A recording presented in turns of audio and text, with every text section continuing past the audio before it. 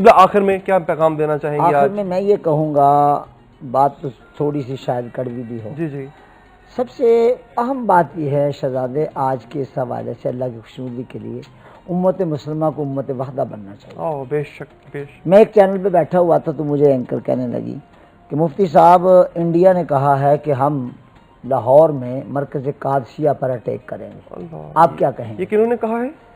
کسی تنظیم نے؟ ہندوستان کی طرف سے بیان آیا تھا اچھا ٹھیک ہے ٹھیک کہ ہے، ہم لاہور میں میں سمجھ گیا، مرکز میں سمجھ، جی قادسیہ جی پر وہ اٹیک حوالہ کریں۔ یاد آ گیا مجھے۔ آپ کیا کہتے ہیں؟ جی، میں نے کہا اگر ہندوستان مرکز قادسیہ پر حملہ کرے گا تو ہم زور بازو سے روک دیں گے۔ اللہ، مجھے وہ کہتی ہیں کہ آپ کو پتا آپ کے بارے میں وہ کیا کہتے ہیں؟ میں نے کہا وہ جو کہتے ہیں وہ کہیں، ٹھیک، لیکن میں سمجھتا ہوں کہ ان کا اور میرا اختلاف ایسا ہے جس سے ہم ٹیبل پہ بیٹھ کے طے کر سکتے ہیں، اور اگر مشرق حملہ کرے گا تو ہم درمیان میں آئیں گے اور اپنا بازو آگے کر دیں گے، انہیں بچائیں گے۔ یہ بات کا معاملہ ہے، لوگ کیا سمجھتے ہیں؟ بالکل ہے، امت کے اندر یہ برادران اسلام کا اختلاف ہے۔ میں نے کہا ہے کہ یونٹی سرو دین stability, it is our manifesto, بار بار کہا ہے وحدت امت، خدمت امت اور استحکام امت کے لیے کام کیجیے۔